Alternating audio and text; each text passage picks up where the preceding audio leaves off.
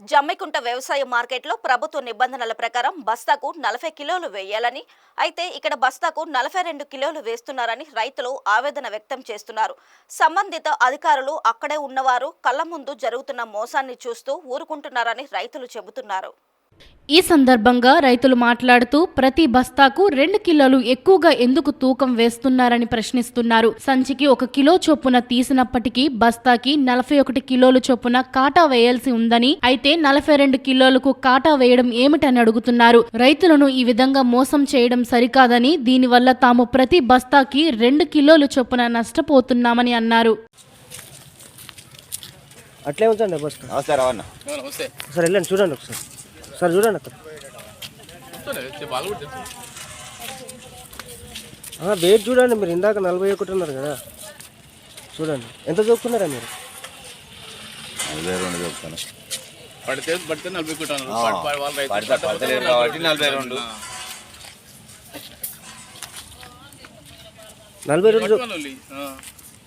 42 కిలోలు. 42 మీరే కదా జోకేది? నువ్వు చెప్పినట్టు చెప్పే. ఎన్ని కిలోలు చూపుతున్నారన్న బస్తా? 42. 40 కదా జోకేది? 40 కానీ సంచి కిలో ఒకటి పట్టణాని కింద పోతాను అంటే పడితేనో 41 సారు, పట్టకుంటే 42. అంటే ప్రభుత్వం ఏమని చెప్పి 40 కిలోలు అని చెప్పి 40 కిలోలు అని చెప్తాను. మరి పట్టాలి వీళ్ళు పట్టాలి. ఎవరు పట్టాలి? ఆసాని అట్లా చెప్పిరా మరి రైతులకు? అట్లా అక్కడ ఉన్నారు కదా వాళ్ళు అధికారులు చెప్తే వీళ్ళు చెప్తారు. తిరుపతి చెప్తే అట్లా. అంటే మీరు 42 మాత్రం చూపుతున్నారు? 42 మాకు పట్టణ బాబు 42 జోకమనే చెప్పేది. ఎవరు చెప్పారు మీకు? తిరుపతి ఇక్కడ ఉన్న అధికారి తోక్కున్నాడు. మళ్ళీ ఇప్పుడు మొన్న ముట్టుకుని మన గిట్ట దోసుకుని మీళ్ళు దోసుకుంటారా, వీళ్ళు ఆర్తిదారులు దోసుకుంటారా, ఎవరు దోసుకుంటారు? ఎన్ని కిలోలు చూపుతున్నారమ్మా బస్తాకి? మాయా 2 కిలోలు బస్తా, 2 కిలోలు.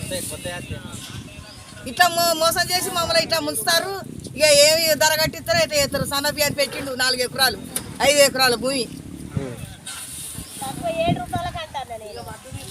2 కిలోలు ఎక్కువ చూపుతున్నారా? 2 కిలోలకు ఎక్కువనే కానీ తక్కువనే అయితే కాదు. మొన్న దొరికిన 122 బస్తాలు మళ్ళీ ఇప్పుడు అయితే ఆడున్నాయి. ఎవరు? మరి సైదాబాద్.